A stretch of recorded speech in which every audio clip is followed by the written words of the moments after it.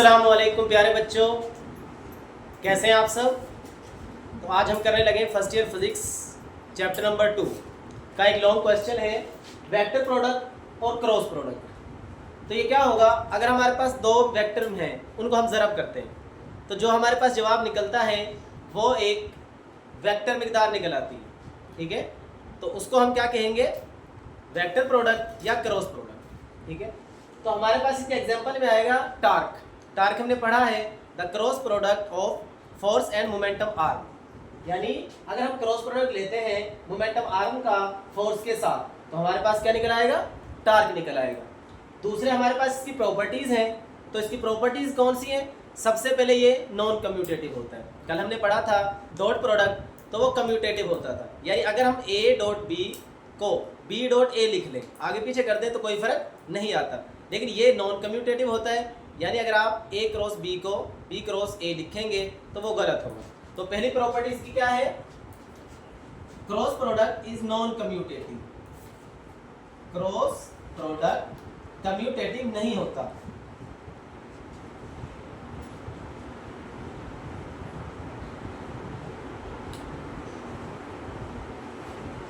इसका क्या मतलब हुआ कि अगर मेरे पास आता है A cross B is equal to B cross A, कल हमने किया था अगर ए डॉट बी होगा तो वो बी डॉट ए के बराबर होता है, लेकिन ये बराबर नहीं होगा। Cross product of two cross product of two parallel vectors, ठीक है। यहाँ और क्या था, cross product of two perpendicular vectors, ठीक है। तीसरा क्या था, सेल्फ क्रॉस प्रोडक्ट, ये क्या था, cross product in term of rectangular component. अच्छा, जो इसकी दूसरी प्रॉपर्टी है वो cross product of two parallel vector. Parallel vector क्या होते हैं, अगर दो वेक्टर एक दूसरे के आमने सामने हो और एक ही सिमत में हो तो उनको क्या कहा जाता है, पैरेलल वेक्टर्स कहा जाता है।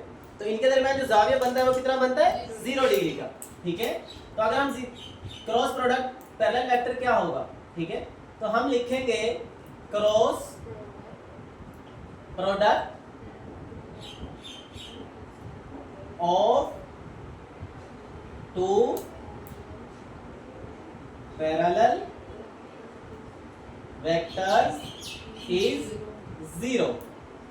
क्रॉस प्रोडक्ट जो होता है दो पैरेलल वेक्टर का वो 0 होता है। क्यों, अगर हम ए क्रॉस बी लिखते हैं, ठीक है, तो इस तरफ क्या आएगा, ए बी, एंगल कौन सा आएगा, साइन थीटा। अगर दो वेक्टर पैरेलल हैं तो थीटा कितना होगा फिर, 0 डिग्री। तो हम लिखेंगे A cross B is equal to A B sine theta, तो साइन 0 डिग्री। अच्छा, साइन 0 डिग्री हमारे पास क्या होता है, 0 होता है। तो अगर हम इसको लिखते हैं ए क्रॉस बी तो वो किसके बराबर आएगा, ए बी साइन 0 0 होता है, तो ये मल्टीप्लाई होकर क्या आ जाएगा, मेरे पास 0 ही आ जाएगा। तो A cross B is equal to 0। तो जो डॉट प्रोडक्ट क्रॉस प्रोडक्ट है दो वेक्टर्स का, अगर वो पैरेलल होंगे तो वो क्या निकलता है, 0 निकलता है, ठीक है। Cross product of perpendicular vector, ठीक है। तो हमारे पास आएगा cross product of two perpendicular vectors is possible. जो क्रॉस प्रोडक्ट है दो परपेंडिकुलर वेक्टर का वो मुमकिन है, यानी इसका जवाब निकल आता है। तो हम क्या करेंगे, हम करेंगे अगर हम लिखते हैं ए क्रॉस बी तो किसके बराबर है, ए बी साइन थीटा।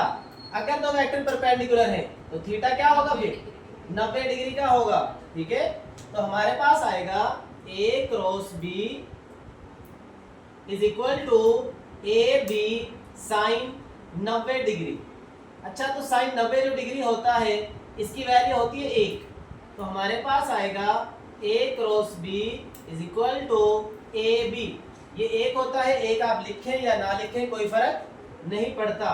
तो the cross product of two perpendicular vectors is possible, तो वो हमारे पास ए बी आ जाता है।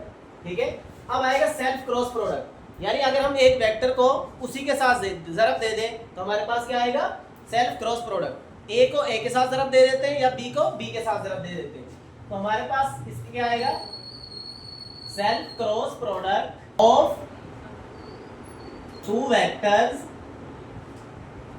इज इक्वल टू इज 0, यानी दो वेक्टर का सेल्फ क्रॉस प्रोडक्ट 0 होता है। अच्छा, सेल्फ क्रॉस प्रोडक्ट का मतलब क्या है, ए को किसके साथ ज़रब देना है, ए के साथ ही देना है। तो हमारे पास आएगा ए साइन थीटा, तो थीटा किसके बराबर है, 0 डिग्री, क्योंकि सेल्फ क्रॉस प्रोडक्ट है। अगर ए की वेक्टर है तो उसको उसी से ज़रब दे देते हैं, तो जाविया क्या बनता है, 0 डिग्री।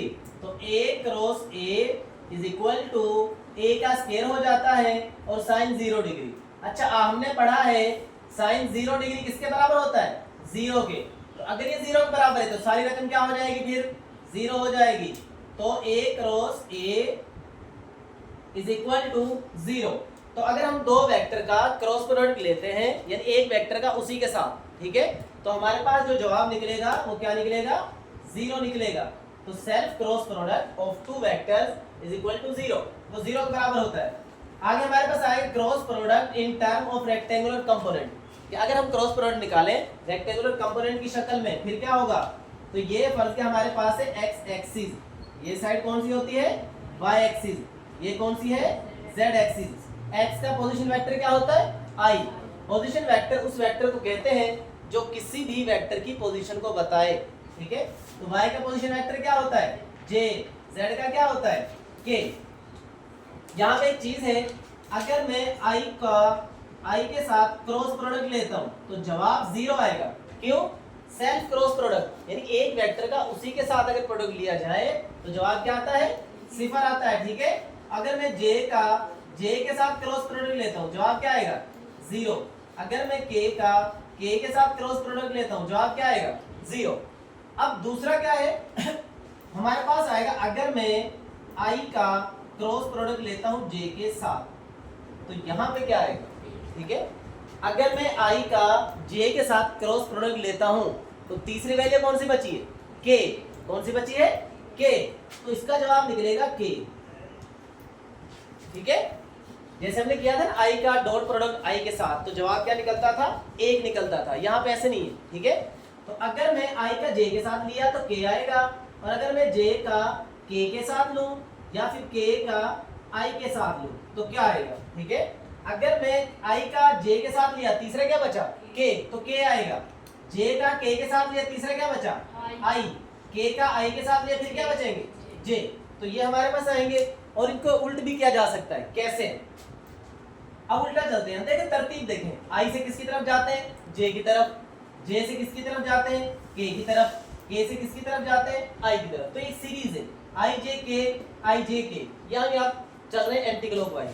लेकिन अगर क्लॉकवाइज चलेंगे फिर क्या होगा, यानी अगर मैं यहाँ से करता हूँ, आई से किसको तरफ दे देता हूँ, के को, फिर क्या होगा, तो ये नेगेटिव आएगा। और जब सीधे जाएंगे तो हमारे पास क्या आएगा, पॉजिटिव आएंगे। क्या मतलब, अगर मैं करता हूँ आई का क्रॉस प्रोडक्ट कर लेता हूँ मैं के साथ, या के का किसके साथ कर लेता हूँ, के का क्रॉस प्रोडक्ट कर लेता हूँ मैं जे के साथ, या मैं जे का क्रॉस प्रोडक्ट कर लेता हूँ किसके साथ, आई के साथ, यानी जे का क्रॉस प्रोडक्ट, तो वो नेगेटिव आएगा। क्या मतलब, आई जरा आई जे, 2 नंबर आगे, तीसरा कौन सा बचा, जे, तो वो किसका आएगा, नफी का।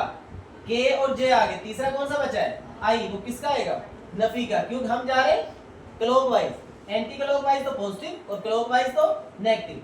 जे का आई से करते हैं तो क्या आएगा, के, और वो किसका आएगा, नफी का। तो ये आप बहुत ही इंपॉर्टेंट एमसीक्यूज है, ये इन तीनों पॉइंट में से एमसीक्यू पूछी जा सकती है, ठीक है। तो अब हम करेंगे cross product in term of rectangular component. हम करेंगे लेट, फर्ज कर लिया हमारे पास दो वेक्टर है, एक हमने कह दिया वेक्टर ए, ये हम कहेंगे ए एक्स की तरफ आई प्लस ए का वर्टिकल कंपोनेंट वाई, और ए का z कंपोनेंट। अच्छा दूसरा वेक्टर हम ले लेते हैं b, तो वेक्टर b बराबर है b का x कंपोनेंट और b का y कंपोनेंट और b का कौन सा z कंपोनेंट। ठीक है, अगर हम इनका क्रॉस प्रोडक्ट करते हैं यानी a का b के साथ क्रॉस प्रोडक्ट करते हैं तो हमारे पास क्या आएगा। डॉट प्रोडक्ट में हमने किया था कि i को i के साथ डॉट ज़रब दिया जाता है, k को k के साथ ज़रब दिया जाता है और j को j के साथ ज़रब दिया जाता है। लेकिन यहाँ पे ऐसे नहीं होगा, तो फिर क्या करना है, हमने इसको लिखना है मैग्नीट्यूड की शक्ल में। आपने मैट्रिक में मक्ता निकाला था उस शक्ल में लिखेंगे। ऊपर लिखे जाते हैं पोजीशन वेक्टर यानी i, j और k। ठीक है, i की वैल्यूज i के नीचे, तो i की वैल्यू इसमें है ax, इसमें क्या है bx, इसमें क्या है b,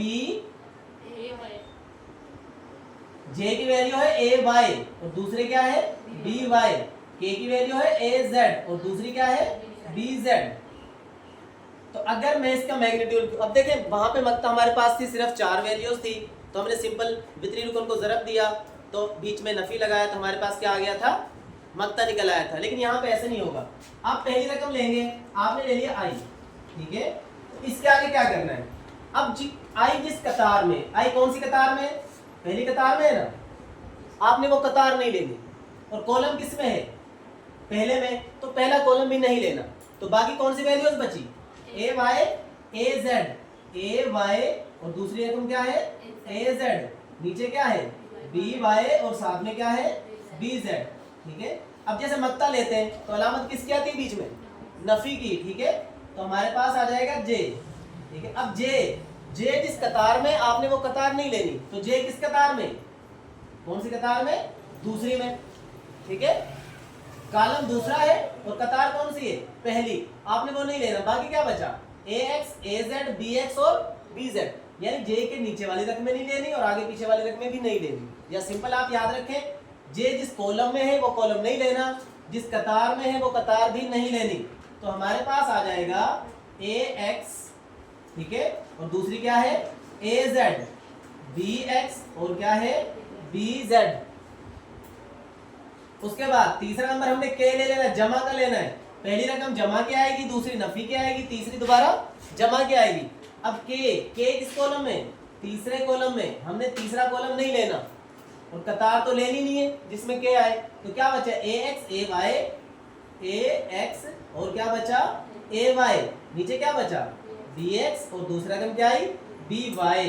तो ये हमारे पास आ गया इसका डिटर्मिनेंट। ठीक है, अब इसको मल्टीप्लाई करेंगे तो i को हमने एज इट इज रखा। अब कैसे लेते हैं मक्ता, इस रकम को किससे वितरी करेंगे साथ ज़रब देते हैं, तो ay इसका क्या आएगा bz, नफी कहां से आता है, फार्मूले का, by az, तो ये by हो गया, ये क्या हो गया az। ठीक है, माइनस j का j लिखा। अब ax को किससे ज़रब दिया, bz से, ax को किससे ज़रब दिया bz से, माइनस bz को किससे दिया ax से, bz को किससे दिया,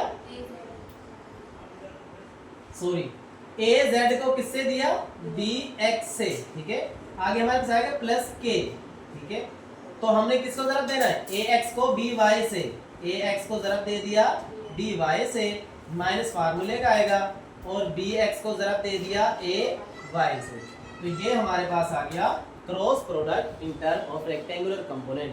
ठीक है, तो हमारे पास फाइनली क्या निकला, हमारे पास निकला a क्रॉस b, ठीक है, इज इक्वल टू, ठीक है, हमारे पास आएगा ay bz minus by az।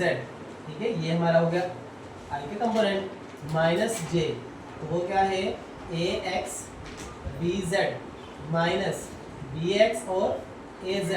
ठीक है, उसके बाद हमारे पास आएगा प्लस k, तो वो क्या है ax by minus bx ay। ठीक है, ये ब्रैकेट हमने बंद की, तो ये हमारे पास क्वेश्चन मुकम्मल हो गया। The cross product of in term of rectangular component is equal to this. ठीक है, उम्मीद करता हूँ आपको समझ आ गई होगी। अल्लाह हाफिज़।